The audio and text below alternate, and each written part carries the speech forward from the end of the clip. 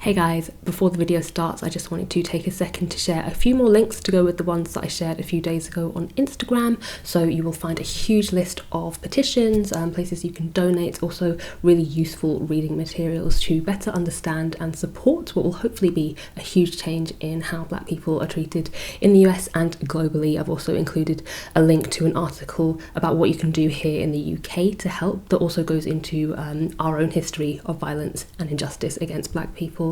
I know that this might be a lot. I know you might be on YouTube looking for distraction, and that is fair. That is really fair. All I ask is that you, while you're scrolling through the comments of this video, which I'm sure you do, I can't be the only one that does that, just check out my pinned comment right at the top and take some time to click on one link, sign one petition, read one article. If nothing else, I've left some other links to really useful videos. I can't say that I enjoyed the videos, but I really appreciated them and I learned a lot from them, some really useful perspectives and a lot of really useful information and next steps. So please take care of yourself, take care of one another. Thank you so much and enjoy the video. Hello my loves, and welcome back to the studio for another self-imposed creative project meant to build our portfolios, explore different subjects or concepts or just creative ideas, and to have more fun with art, keep it fresh, and to potentially prepare ourselves for real client work. Last time around I worked on a large scale painting, and while I did that I set you the challenge to do the same, to work on a bigger scale than you would usually do, something nature related, and we will look at some of your fantastic work later on in the video. For now we have a new project to work on as voted for by you via the poll that I left on the video last time around, and that, as the title suggests, is a design for a cover or covers for a sketchbook or notebook. I'm thinking like Papier, that brand comes to mind. Mossery do great stationery as well, and I don't know who else. I'm sure you guys can leave suggestions below. I am one of those people that will just buy anything that looks really nice, any stationery that looks too nice to actually use it. But with that all said, let's get into the brief. Alright, so let's say 2 to 4 designs. We'll see how I get on. Standard size, so around A5 I guess. Front and back cover, and the spine as well. I want to have a design as well. Let me get an example just so I can explain this a bit better. And excuse my unironed shirt and tracksuit bottoms. We are on lockdown still, so you know, I'm being as professional as I can be from home.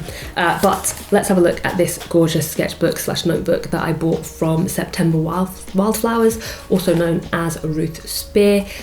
This is just one of my favourite things in the world. I'm always in awe of her work and also the quality and finish of the products that she puts out. So this is a great example, as I was saying, front cover, spine and back cover. I might also, as she's done, leave the inside cover blank, but if I can think of something to do in here, I will do, and I'll leave a link below to Ruth and her work because, like, look at that. Do I need to say anything else? Is it insane that a notebook can give me goosebumps? One day I aspire to be able to do something this amazing. Right, and then other than that, I think theme-wise we will leave the designs open, as I normally do, to be honest.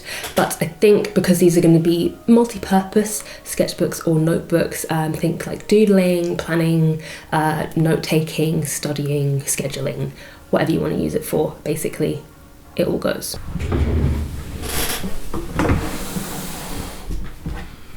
Now, looking at brands like Papier, Mossery, even Society 6, for kind of popular design ideas, I'm seeing a lot of patterns, a lot of repeated patterns, florals, animals, marble as well seems quite popular. I also like the idea of having a space for your name on the front there, kind of like composition notebooks. I just like that as a design feature, so I think that's something that I will include. And then otherwise I'm seeing a lot of designs kind of based on hobbies, places. Alright, and also taking a leaf from Teo Yi Chi's book for his recent AZ Ways to Fill a Sketchbook Drawing Challenge thing. I'm going to check out the website nounstarting.com for ideas of places or objects or things that I can theme my designs on. I'll also leave a link below to Teo Yi Chi's series that I'm talking about because it's just such a great way to come up with ideas for your sketchbook. And you might already have some ideas leaping out at you already if you apply it to things that are relevant in your own life. So just the things that you might be regularly using a sketchbook or notebook for anyway. So if you're at school, you might be using an academic planner, in which case you might want to have the design based on stationery, or maybe things based on your favourite subject at school. You could be an avid gardener and keep a gardening journal, and maybe you would want the design to be based on the tools that you use out there or your favourite plants. Let's see, you could keep a dream journal, gratitude journal. If you're studying like faces or anatomy in your sketchbook a lot, maybe you could do a design based on that. And these are just ideas. Obviously we're not actually making these books, but it's an idea for what you could base a cover design on. It's just a starting point to help you narrow down what you're going to do. Otherwise you could base your designs on your favourite places you've been on holiday, your hobbies, pets, anything really. I'm just trying to throw out some ideas just to give you something to narrow it down to. At the end of the day, you're trying to make it a notebook that you would be drawn to, so I'm going to combine kind of a few of these different things: the popular designs, random nouns that I can come up with, and things that I'm interested in to come up with a few design ideas. And I like to map out my messy ideas on just cheap dot grid paper.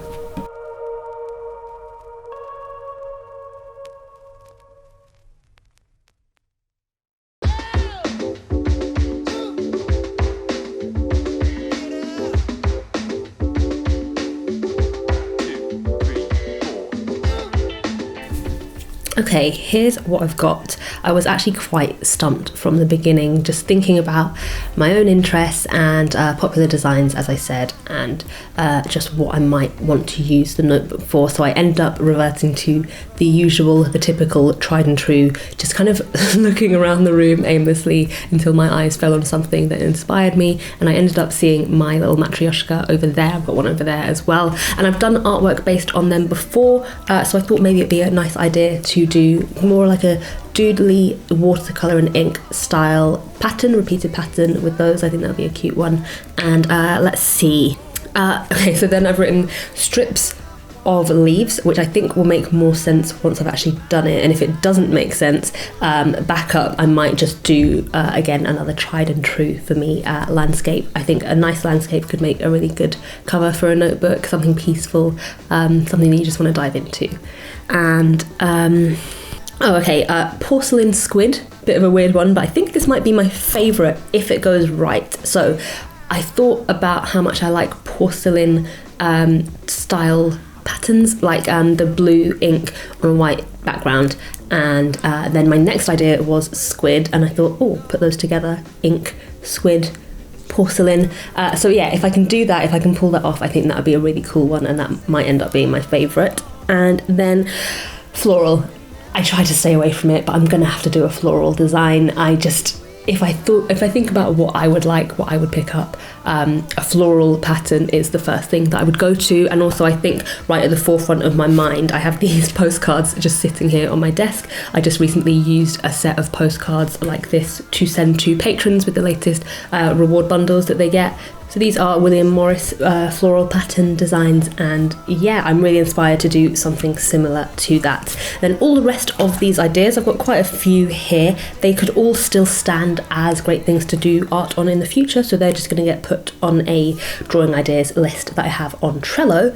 So I have 4 ideas, still not sure if I'm going to do all of them, but the next thing I will do is maybe sketch them out into thumbnails. Really quick ones, and this is probably most important for the floral and the squid designs, as I think those could get quite complicated, and I also have to see if what I've got in my head would make sense on paper before I commit to the big thing. So not too much detail in this at all. This is just how I work, especially if it's a personal project and not a client. I like to take an idea and dive right into it and learn from the first attempts rather than planning too much, and that is more a flaw on my part, lack of patience. So if you can or need to plan more, go for it.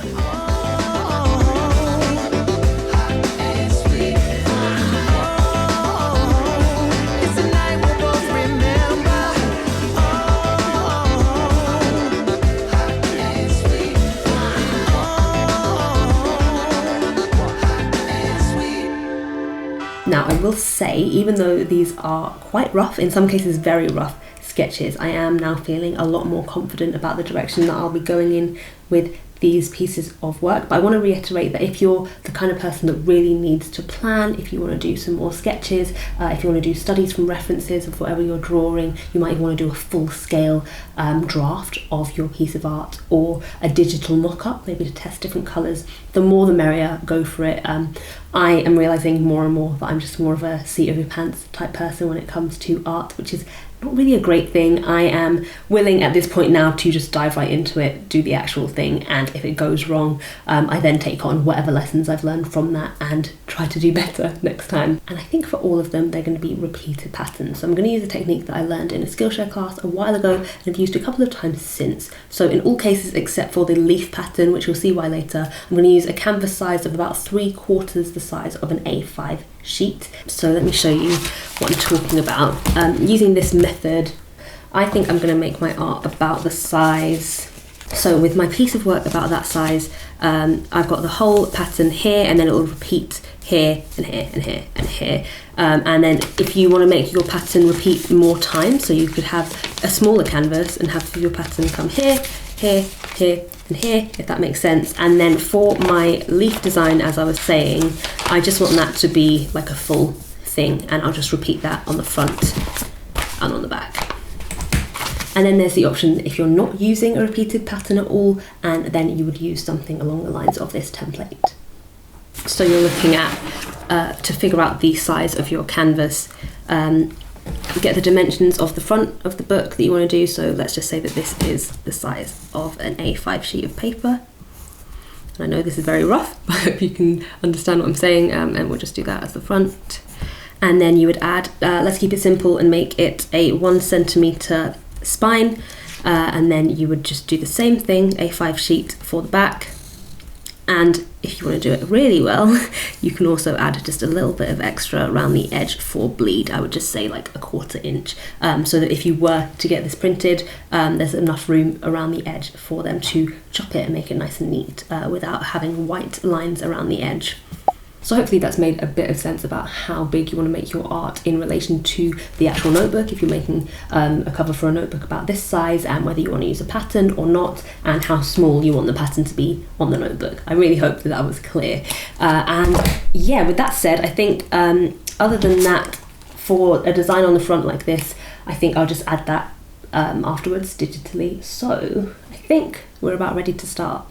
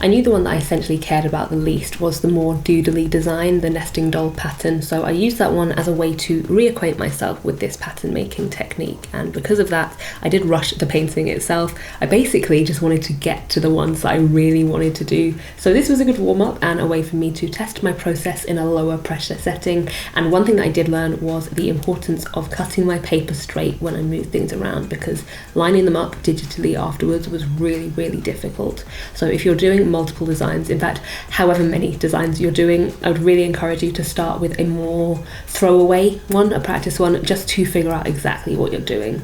Now for the fun part, what I've actually been looking forward to, a more detailed, more my style work. The good thing about the falling leaf design is that I knew I could cut it differently. I probably could have gotten away with not cutting it at all, and I wouldn't have to worry too much about lining things up, which after the struggle that I'd had with the last one felt like a refreshing choice for my second painting.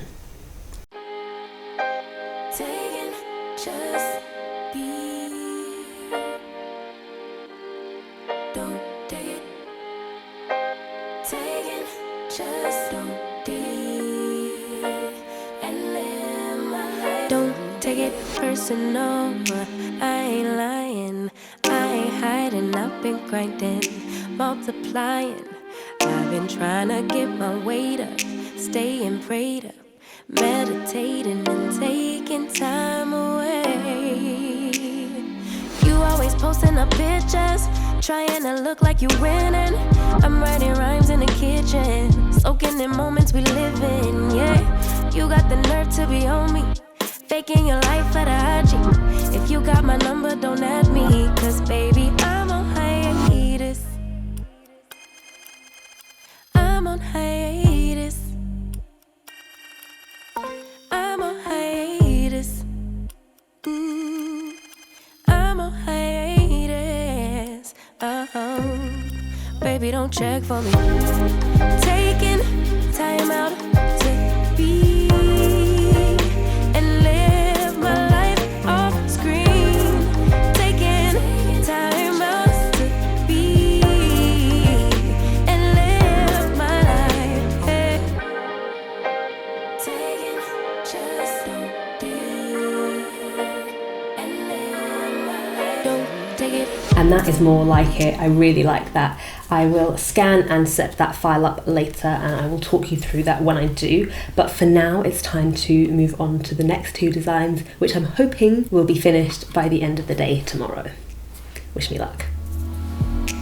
Hey, you always posting up pictures, trying to look like you winning, or look like you always be working, soaking the moments you live in, yeah.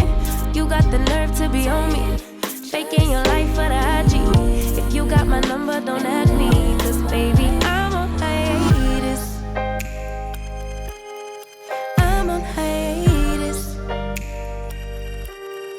I'm on hiatus. I'm on hiatus. Baby, don't check for me. Taking time out to be and live my life off screen.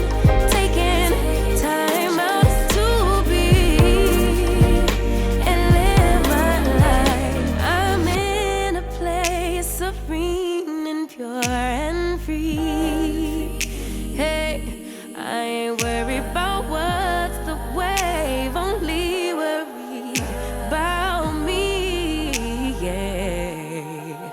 Oh, I'm taking time out to be and live my life off screen. Taking time out to be and live my life.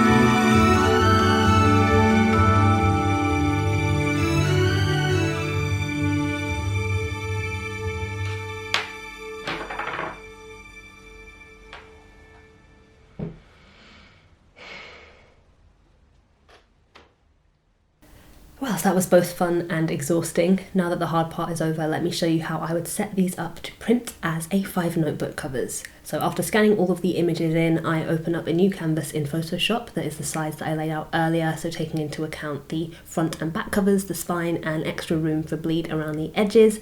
I ended up making my bleed area about 0.5 centimeters all the way around, but you don't really need this unless you plan on actually printing this. I'm just trying to do things how I would if it were an actual commission. So my canvas worked out to be 31.6 by 22 centimeters, and I made sure I was working in CMYK color profile. I also set the DPI to 600, and again, this isn't necessary unless you plan on printing it and you want the colours to come out accurately and you want it to come out nice and sharp. So once that was all set up, I added in some guidelines, so that 0.5 centimeter bleed border and the 1 centimeter spine in the middle, and that will help me see it as a flattened out book cover and place things in the right places. And then I'm ready to drag in my first scan. So first I need to adjust the colours to most accurately match the original painting. I also get rid of the white background so I can have the freedom to change the background cover behind the pattern to anything I'd like. And the last thing I do before repeating the pattern is just go through the scan, clearing up any blemishes, any dust particles and smudges and stuff like that. And I use a combination of the spot healing brush tool, the regular brush tool, and the eraser to get rid of the join where I cut and stuck together the paper. And then I duplicate that layer and start lining it up. If I've cut and stuck and scanned everything straight, it shouldn't be too hard. When I've got a close enough match, I merge the layer, do a bit more spot correction to mask the join, and repeat the process, and then it's just a case of adding those finishing touches and Bob's your uncle.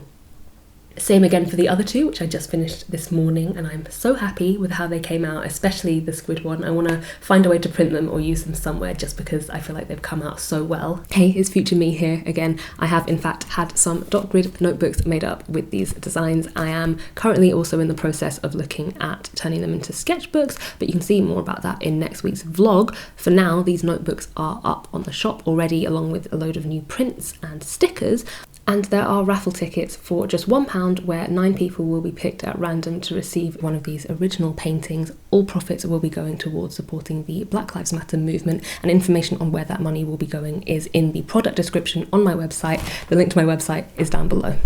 I set out to make notebook covers that I would buy, and apart from the first one, which is a bit I definitely would. I love these and I'm really happy with them, and I think that that is the magic of setting yourself projects like this. You get to really explore your creativity and make something that you're proud of. So speaking of that, let's have a look at some of your fantastic work from last month's brief, a nature related painting on a larger scale than you would usually work. And there was so much great work to choose from this time. I really struggled to narrow it down to just a few, but let's start with the biggest and boldest. This is by Ellie Rush, who has done this mural for her sister, Prickly Pear. I love the colours that she's used, and I just love the style. It's really giving me like a Palm Springs poolside vibe. I love this. Oh, Sarah shared this beautiful night sky painting, and whatever your secret is for painting clouds, please let me know, because these are done perfectly. Lovely watercolour work from Mers D, beautiful and delicate, and what I like the most is how they've suggested how the flowers are going into the distance with just really simple marks. I think that's a really clever idea. Oh my gosh, this one by Grace. Am I right in thinking that you're 13? Because that is incredible. Oh, love this one as well by Trinita. Just brilliant artwork by a brilliant artist. You have to check out the rest of her work. And the same goes for everyone else I'm mentioning. Their links will be below. Go and show them some love and give them a follow. I think we'll do one more. This is so hard. This is so hard to narrow it down. And the ones that I haven't shown, please check out the mini mission hashtag, because there is so much great work. But I think we will finish on Carlotta's really expressive, big, beautiful work. And when you get into the details, you get to really see a certain depth to it as well. So yeah, great work guys. I had so much fun looking at your art this time around, and if you want to take part this time, the brief is to make a notebook cover. I would love to see, you can do just the front cover if that works for you, or you can do what I did and go the whole hog, do the front cover, back cover, and the spine. You could even do an inside cover. I'd love to see some pattern designs, but really what I want to see is a cover of a notebook that you would buy yourself. You have 2.5 weeks to create it and share it on Instagram with the hashtag mini mission, and I look forward to seeing what you come up with. You might get featured in next month's video, but for the meantime, thank you so much for joining me today, and I will see you soon for the next one. Bye.